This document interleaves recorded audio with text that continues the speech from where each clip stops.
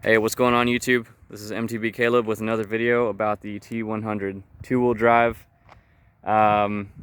lifted project thing. I had a couple questions on my last video. It's been a couple months now, so I figured I'd answer that question.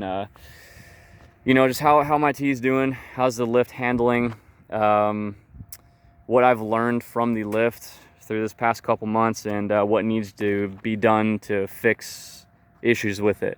So I figured with this video we can tackle a bunch of things all at once, how the T has been doing, what I've been doing to it, and yeah, I mean, let's just go over it.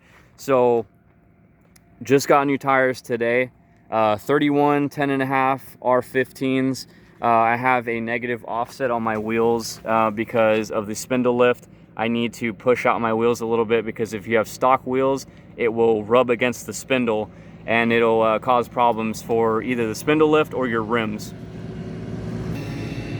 So that's something you're generally going to have to avoid. But yeah, so I got the BFG KO2 all-terrains, 31 10.5 15s. These things are ridiculously awesome. I've already used them when I worked with the Forest Service a long time ago. So very good tire. I got I believe the light truck. Yeah, I got light truck model.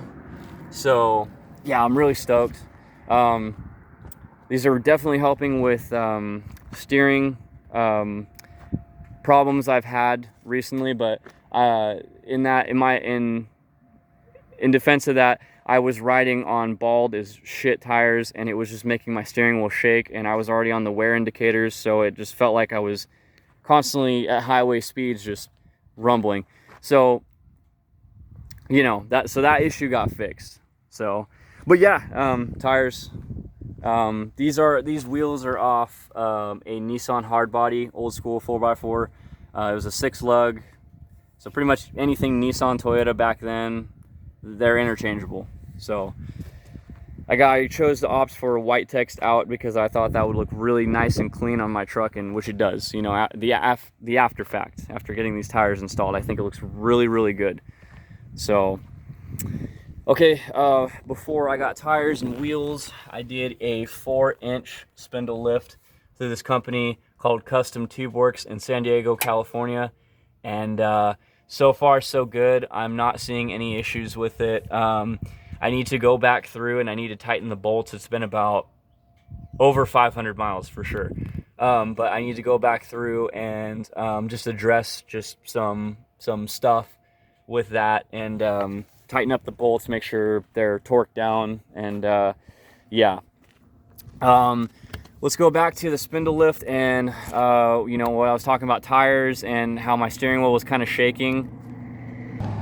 Part of the reason I was that could be it is because when I got an alignment on this truck, the guy was saying he was having trouble aligning the vehicle. So he took out a lot of shims, he was saying, out of my gearbox or something like that. So I get it, because like these old two-wheel drive vehicles aren't meant to be lifted, so I understand. But the next thing I'm opting for, and if I could save you guys some time, I was just trying to save some money on this project, so just kind of do it piece by piece. But I'm gonna get the upper control arms that helps with the angle of how this truck is sitting, through Custom Tube Works, and they do make upper control arms. They do give you extended brake lines, and then the the spindle. So yeah, I am going to be getting new uppers just to help with that, and this should help with alignment, making it easier. So I've done a little more research on spindle lifts and long-term longevity stuff, and yes, I definitely should get better upper control arms. Sorry, I blanked out there. But yeah, other than that, everything's going great with the spindle lift. I haven't really noticed anything besides my steering. That's pretty much it. So that's going to get addressed. I may need to get a new gearbox or something like that, just to compensate for, I'll figure it out. I still got to do more research, so you're kind of here learning with me on lifting a two-wheel drive vehicle and dealing with some of the shit that comes with it. So okay, moving around to the front. I got some clear blinker lights. These came off of a 4Runner, pretty much 95 up to 01 or something like that. But yeah, these they have a pretty shit fitment on there because there's a lot of gap. With the OEM ones, they were able to fit flush against the what do you call it, the bumper. But yeah, you see like it kind of divots in and then it kind of bumps back up and goes. It doesn't matter because when you look at it from a distance, it looks clean. So still working on getting new headlight housings, and I'm gonna go white LEDs in the front because I just think they look cleaner. But I'm not gonna be a douche and have them aimed towards you. Like, I'm gonna actually get them adjusted and, you know, where they should properly be. But I'm still looking at getting trying to figure out which LED lights are nice to get. So because I'm really picky, I want my truck to be, you know, good. I got to get an antenna still. I'm missing that. And I got to get my badgings back on because that shit fell off. It'll look cherry once that's back on. But yeah, I finally figured out what I'm gonna do with the rear of the truck because it you can see it is, if I back up enough, you can see how much of it is sagging, just because of you know, probably the leaf springs are old, you know, and shit. And you can see there's a little more wheel gap over there than there. So what I'm thinking about doing is getting an 1.5 inch shackle. I'm not going to do an axle over leaf. That's a lot of work. I've done a lot more research, and I have to do with your pinion angle and just your yokes. Like, I just don't want to run the risk of doing that. So I'm gonna, I don't know if I'm showing it that well, but right there, my shackles on my leaf spring, I'm gonna get some extended shackles, and I found a website that'll do it, and they sell them for T100, so I'll be getting that. And so I think I'm gonna do 1.5 inch or 2 inches. I think 2 inches might be okay, but I think they also make adjustable ones too, so where you can pick what size you want to do. So yeah, so I don't really care anymore about having the axle underneath. It'd be nice, it'd be a nice look, but functionality, I think it drives more comfortable with the axle underleaf. And I don't want to mess with the new brake line and pinion angles, yokes, and I'm good. So it's just a lot of work for a 2-wheel drive.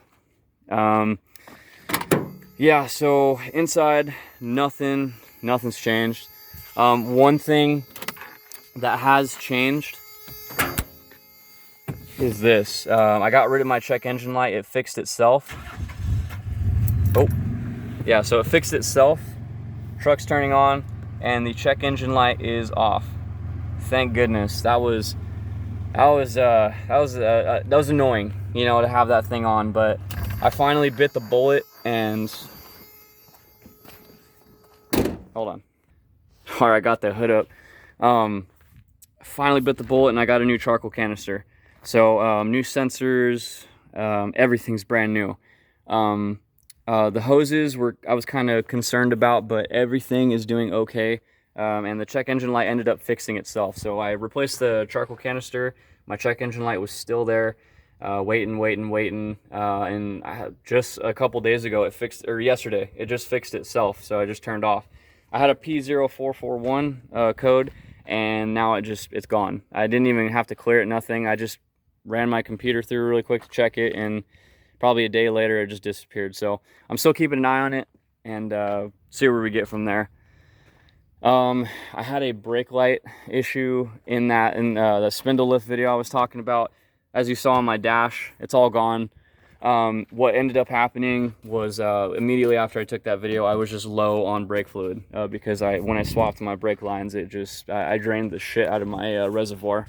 So yeah, so other than that, pretty much everything is dialed. I gotta get the whole engine checked over. I might do a coolant flush. We'll see. The coolant looks just great, but just for my own peace of mind, I definitely do need to bleed the brakes still, because when I push the brakes down, it goes all the way to the floor, and then I have to let back up, and then it pushes back in, and everything's normal again. It does that every so often, so I just got to bleed the brakes, and I'll be fine. But just a complete brake bleed, and I'll be good. Yeah, other than that, I got pretty much everything dialed, like I said. And we shall be good from there. I mean, all right, guys, that's the quick rundown of the vehicle. This is actually probably my shortest video of the T, maybe, but yeah, this is a 2-wheel drive Toyota T100, 1997, extra cab.